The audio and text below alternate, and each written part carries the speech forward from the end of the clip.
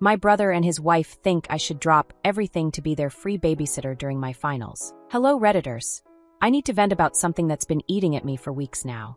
I'm a 22-year-old college senior, and I've been busting my ass to maintain a 3.9 GPA while working part-time to pay for my own expenses. My finals are coming up in 2 weeks, and I've been studying nonstop because I'm applying for graduate programs that require stellar grades. Last month, my older brother Leonard, 28, and his wife Jade, 26, announced they wanted to take a couple's retreat to Bali for 10 days. They have 2 kids, Lily who's 8 and Connor who's 5.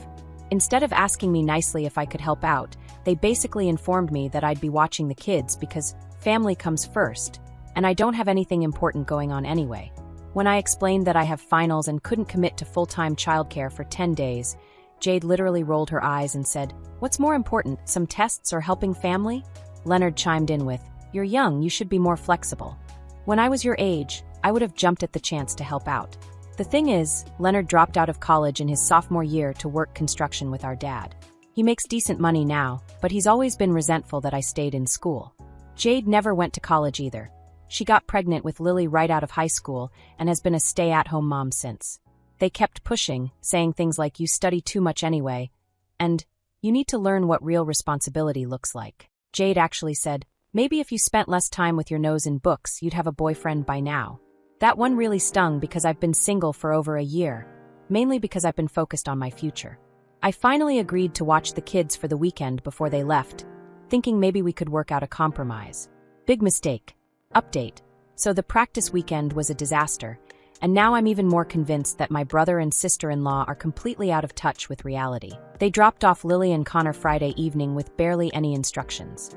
No emergency contacts besides their numbers, no information about the kids' routines, food allergies, nothing.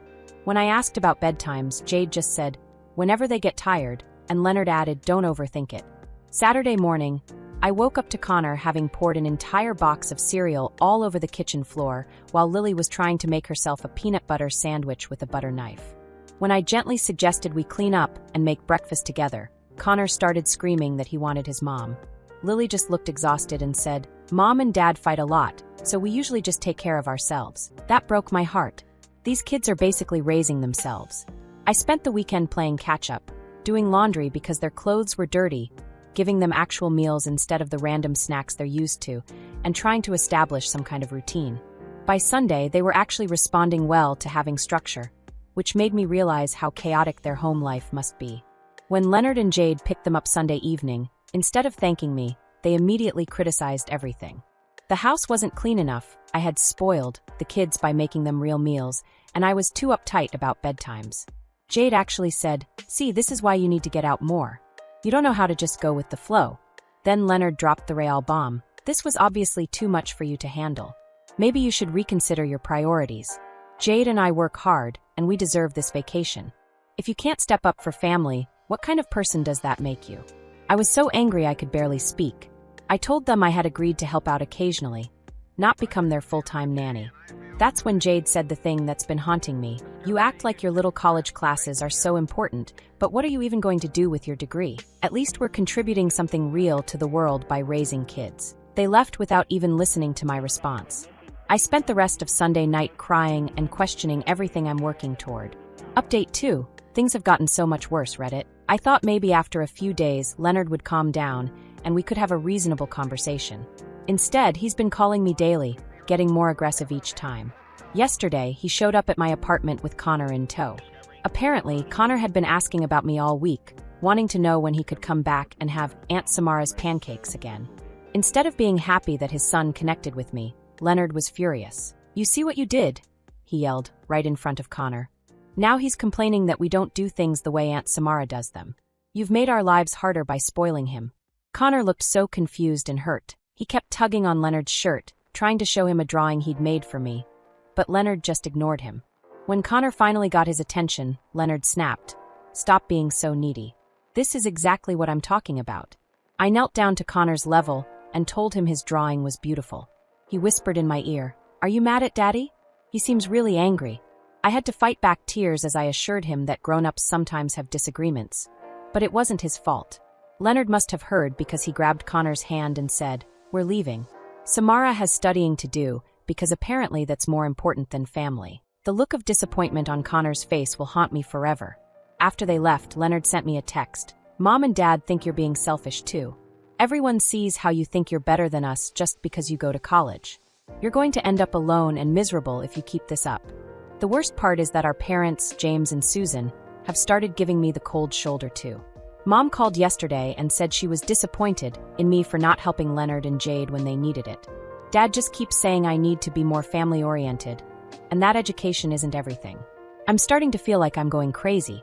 Am I really being selfish? Should I just accept that my education isn't as important as what they need from me? Update 3. I can't believe I'm writing this, but my brother actually tried to sabotage my finals schedule.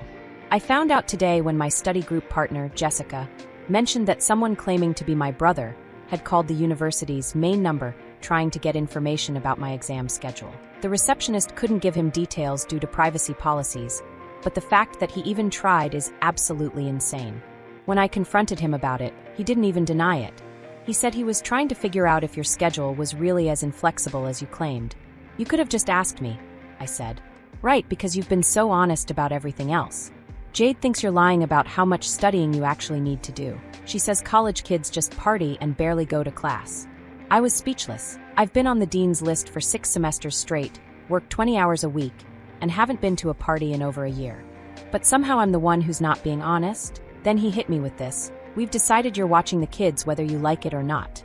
We've already booked the flights, and the deposit isn't refundable. If you want to keep being part of this family, you'll figure it out. Reddit, I've never been so angry in my life. The manipulation, the guilt-tripping, the complete disrespect for my goals and boundaries. I'm done. I called my academic advisor, Professor Mitchell, and explained the situation. She was horrified and immediately connected me with the student support services. Apparently, this kind of family pressure isn't uncommon, and there are resources available. She also assured me that my professors would work with me if I needed accommodation, but that I was absolutely right to prioritize my education. Your family should be supporting your goals, not undermining them, she said. Don't let anyone convince you that your future isn't important. I also reached out to my study group, and they've offered to help me create an alternative study schedule if needed. Jessica even said I could stay at her place during finals week if things get too intense with my family. For the first time in weeks, I don't feel completely alone. Update 4. The confrontation I've been dreading finally happened, and it was worse than I imagined. Leonard, Jade, and our parents showed up at my apartment Sunday evening for what they called a family intervention. They came prepared with a whole speech about how I was destroying the family and being incredibly selfish. Dad started by saying that when he was my age, he would have done anything to help his siblings. Mom chimed in with how disappointed she was that I wasn't stepping up when family needed me. But it was Jade who really went for the throat. She started by saying, Samara, you think you're so smart and special, but what you're doing is just running away from real life. College is easy compared to actual responsibilities. I work 20 hours a week on top of my classes, I replied. I pay my own rent, buy my own food, and maintain a near-perfect GPA. How is that not real responsibility? Because none of that matters, she screamed. You're just playing pretend adult while the rest of us are dealing with real problems. You want to know what's going to happen? You're going to graduate, realize your fancy degree doesn't mean anything, and come crawling back to us for help. But we might not be there. Leonard nodded along and added, she's right. You think you're going somewhere with this college thing, but look around. The real world doesn't care about your grades. What happens when you realize you can't handle it? I looked at my parents, hoping they would say something, anything in my defense. Instead, Dad said, Honey, maybe they have a point. You've been so focused on school that you've forgotten what really matters, family. That's when something inside me snapped. I stood up and said, You want to know what I've learned in college? I've learned that healthy relationships involve respect, support, and boundaries. I've learned that people who love you don't try to sabotage your goals or make you feel guilty for having ambitions. Ambitions? Jade laughed. You mean delusions? You're going to be 25 with a useless degree and no real-world experience. At least I know how to take care of a family, and I'm learning how to take care of myself, I shot back. Which apparently none of you think I should be allowed to do. The room went silent for a moment before Leonard said, Fine. If that's how you want to play it, then don't come crying to us when your perfect little life falls apart. We're taking the kids and going to Bali regardless. If you choose your books over family, then live with the consequences. As they were leaving, Connor ran back to me and hugged my legs. I drew you another picture, he whispered, pressing a crumpled piece of paper into my hand. Leonard yanked him away without a word. After they left, I unfolded the drawing. It was a picture of him and me making pancakes together, with "I miss you, Aunt Samara" written in his unsteady handwriting. I cried for an hour. Update 5.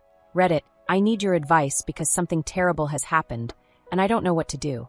Leonard and Jade went on their Bali trip anyway, and they left Lily and Connor with our parents. I thought maybe that would be the end of it, but yesterday I got a frantic call from Mom saying that Connor had been asking for me nonstop and had stopped eating. Apparently, he told Grandma Susan that he missed Aunt Samara's house and wanted to know why everyone was mad at me. When she tried to explain that I was too busy with school, he started crying and said, "But Aunt Samara made me feel safe." That broke my heart, but what happened next made me furious. Mom said, "This is all your fault, Samara. If you had just helped out like you were supposed to, he wouldn't be going through this." "He's going through this because his parents abandoned him to go on vacation," I replied. "How is that my fault?" "Because you were supposed to be here. We're too old to be chasing around a 5-year-old. Dad's back is acting up, and I can barely keep up with both kids." I felt terrible about the kids suffering, but I also knew that giving in now would just validate their manipulation tactics. I told Mom I could visit the kids and spend some time with them, but I wasn't going to take over full-time childcare during my finals. "Fine," she said, "but don't expect us to be there for you when you need help." 2 hours later, I got a call from an unknown number. It was Lily calling from my parents' landline. She was crying so hard I could barely understand her. "Aunt Samara," she sobbed. "Connor won't stop crying and Grandma is really mad. She said you don't want to see us anymore." "Is that true?" My heart shattered.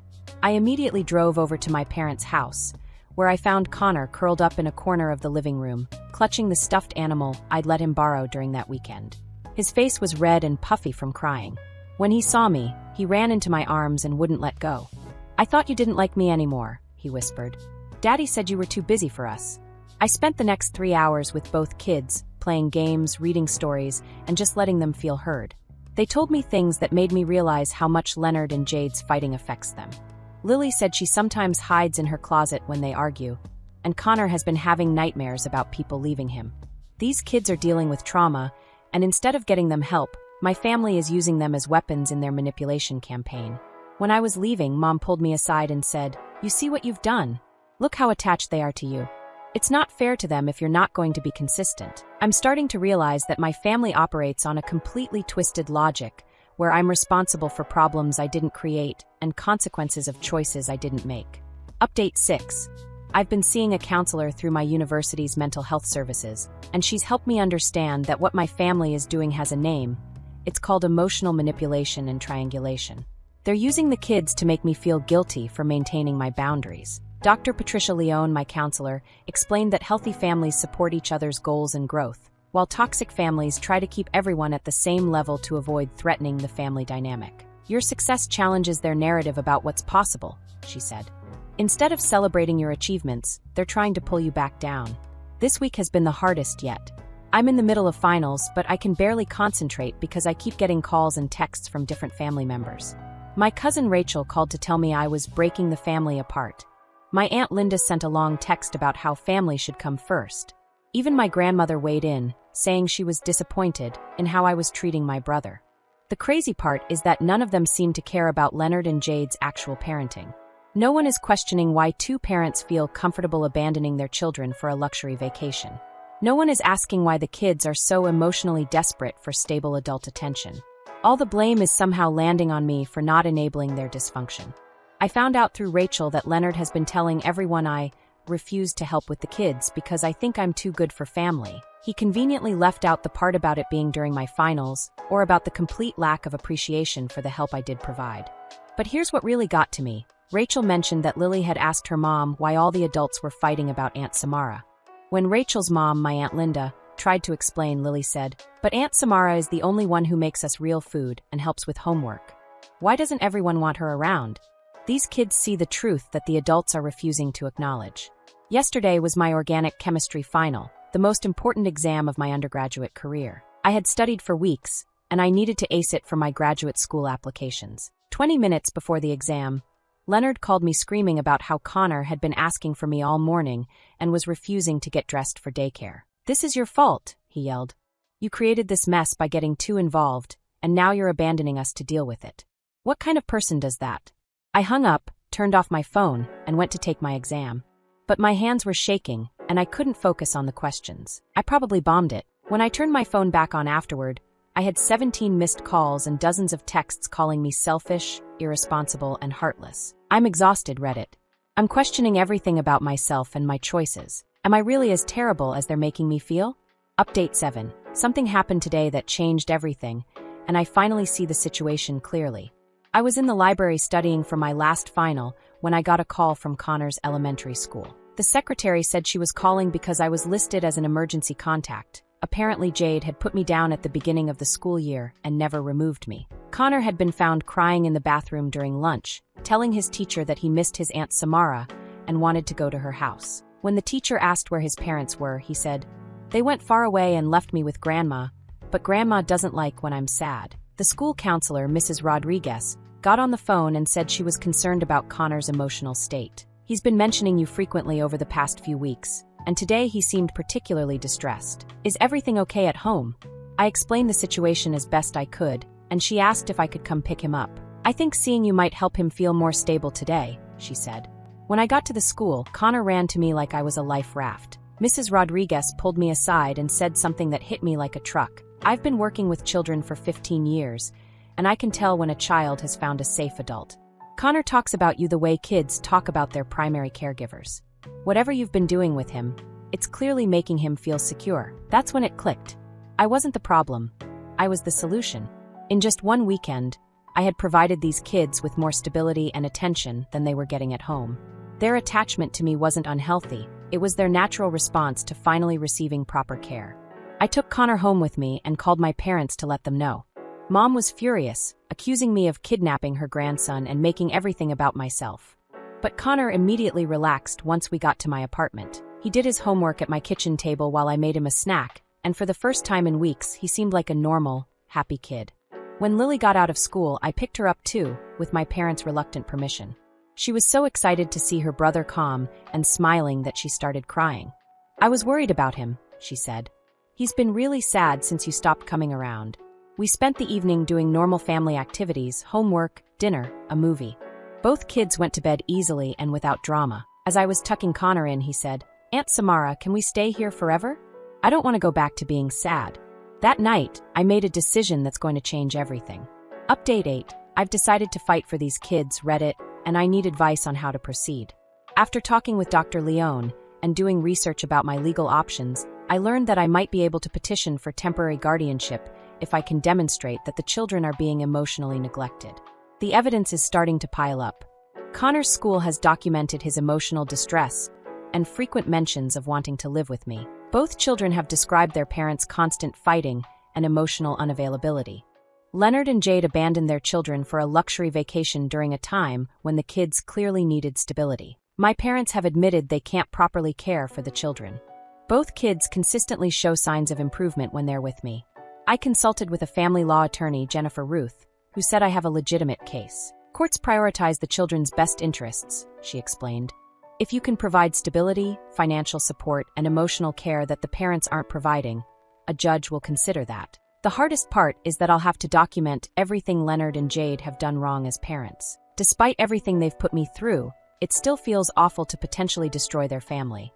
But then I remember Connor's face when he said he didn't want to go back to being sad, and I know I have to try." I called the kids' school and arranged to meet with Mrs. Rodriguez and Connor's teacher.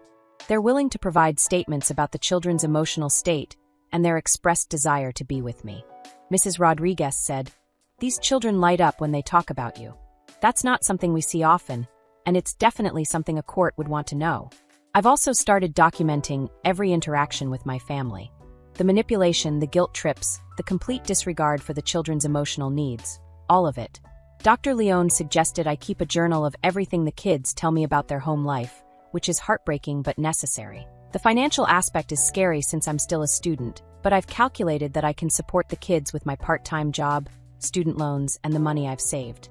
My academic advisor has helped me arrange a flexible schedule, so I can still finish my degree while caring for them. My parents found out about the attorney consultation, small town, word travels fast, and showed up at my apartment yesterday demanding I stop this nonsense immediately. Dad was angrier than I've ever seen him. "You're going to destroy this family over what?" Some college classes and your hurt feelings. I'm going to protect 2 children who are being emotionally neglected, I replied. Why aren't you?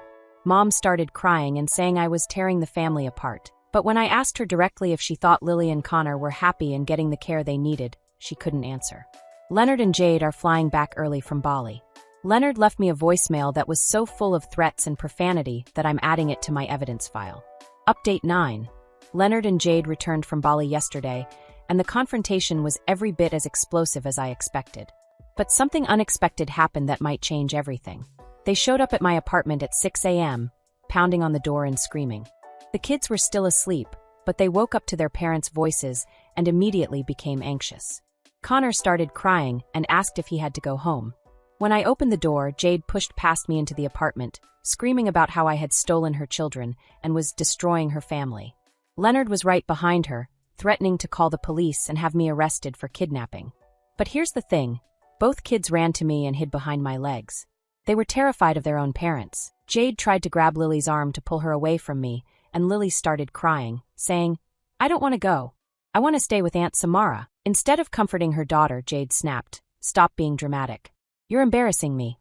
That's when Leonard noticed the changes in the apartment. I had bought the kids some basic necessities, new clothes, school supplies, art materials. Their homework from the past few days was organized on the kitchen table. Connor's drawings were hung on the refrigerator. What the hell is all this? Leonard demanded. It's what happens when someone actually takes care of your children, I said. The argument escalated quickly.